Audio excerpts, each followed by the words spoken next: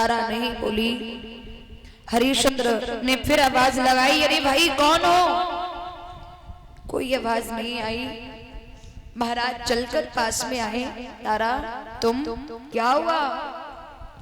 मैया कुछ नहीं बोल पाई। पुत्र के मुंह से आदि जो फटी हुई साड़ी मैया ने डाली थी वो महाराज को हटा कर दिखा दी, बेटा इस संसार में नहीं रहा। और जैसे ये देखा हाय बेटा कहकर के महाराज हरिश्चंद्र जमीन पर पछाड़ खा के गिर गए, बेहोश हो गए। होश आया, पुनः खड़े हो गए, आंसू पोंछ लिए और एक बात कही, तारा मेरे मालिक का हुक्म है, मुझे करकट का चाहिए। तारा कहने लगी, पिया आप कैसी बात कर रहे हैं, ये आपका इकलौता बेटा है रोहित। हरिश्चंद्र कहने लगे, तारा करीबा दिन की यादी और रानी घड़ा न मेरो उठवायो, और तूने अपनो धर्म निभायो, आज धर्म मेरो मैं तो धर्म निभाऊंगो, ओरी प्यारी मैं राजपाठ तज आयो। और सुनो तारा, बिना करके लाश लगे ना, सुन तारा मेरी वाणी, राजपाठ मेरो सवई चलो गो, छूट गई रजधानी, मैं तो फर्ज निभाऊंगो, ओरी प्यारी मैं तो राजपाठ तज आयो। मेरे मालिक का हुक्म है, मुझे करकट का चाहिए। तारा कहने लगी, पिया आप समझ क्यों नहीं रहे हैं? हरिश्चंद्र बोले, तारा कि मैं कालू को दासरी,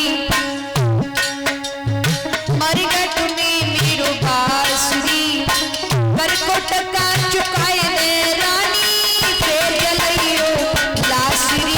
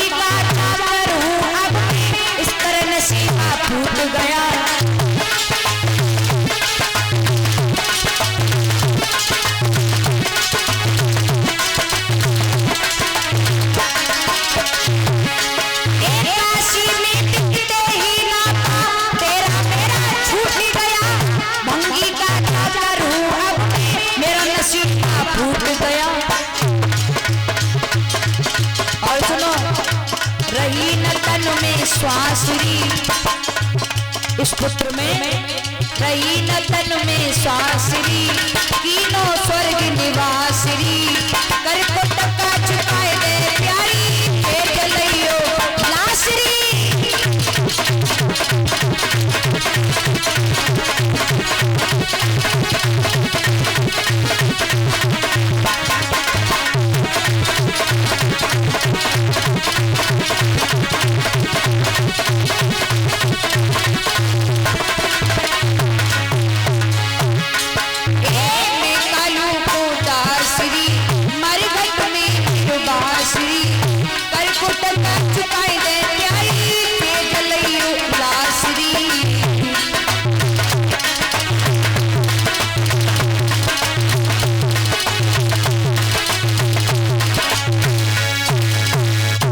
जवाब दिया है करकटका, मुझे चाहिए मेरे मालिक का हुक्म है।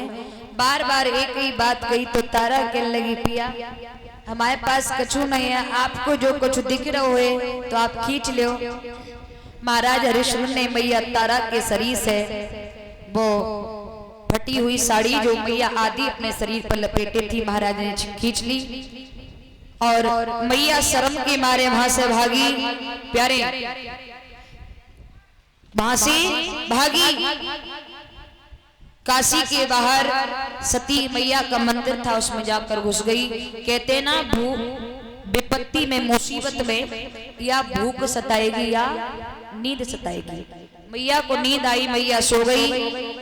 विश्वामित्र ने क्या किया, काशी नगरी से 2 बच्चों को लेकर कत्ल करके चौराहे पर डाल दिया। मैया के मुंह पर जाकर खून लगा दिया और काशी नगरी में आवाज लगा दी, काशी के लोगों अपने अपने बच्चों को संभाल करके रखना, एक डायन आ गई है, माँ के बच्चों को कच्चाई खा जाती है।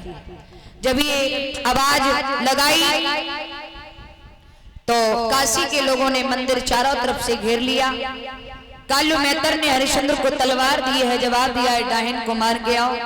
तलवार लेकर गए, अंदर मंदिर में घुसे। जैसे ही केस पकड़ के ऊपर किया है, देखा तारा तुमने अच्छा नहीं किया, अपने बच्चे के वियोग में दूसरी माँ के बच्चों को काट के खाने लगी। तारा कहने लगी महाराज मैंने ऐसा कुछ नहीं किया है।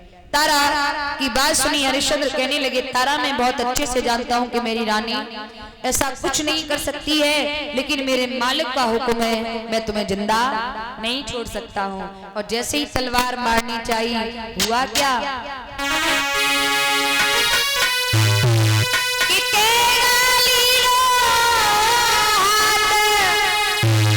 और क्रोध के साथ गिरा फरमाई, तो इन्हीं जान से मारी तू डायने हत्यारी।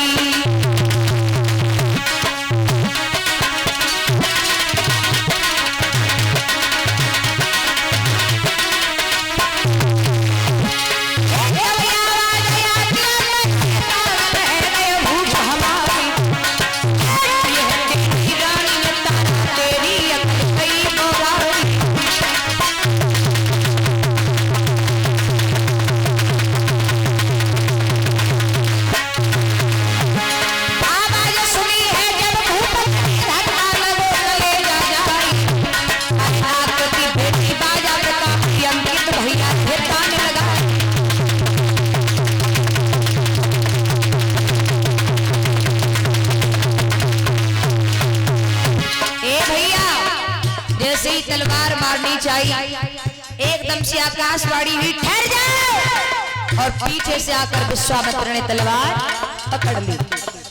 हरिश्चंद्र ने पीछे मुड़ के देखा, अब क्या चाहिए, अब क्या लोगे आप, मेरा सब कुछ तो ले लिया, मेरा बच्चा भी चला गया, क्या लोगे आप, मेरे प्राण रह गए हैं वो भी लोगे क्या।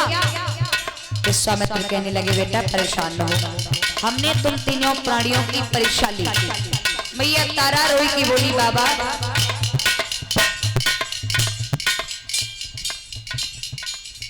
बाबा ऐसी परीक्षा आपने हमारी ली सो ली, लेकिन आगे चल के ऐसी परीक्षा किसी की मत लेना। परीक्षा ही परीक्षा में मेरा बेटा चला गया। महाराज विश्वामित्र कहने लगे देवी तेरा बेटा कहीं नहीं गया, एक बार अपने बेटे को आवाज लगा। तारा मैया रोई की बोली बाबा मरे हुए कभी वापस नहीं आते हैं, विश्वामित्र ने कहा मेरे कहने से आवाज लगा, और जैसे ही आवाज लगाई तो बेटा रोहित हाँ माँ हाँ माँ हाँ माँ कहता हुआ चलाया। अब तो भैया महाराज हरिश्चंद्र की जय जयकार होने लगी।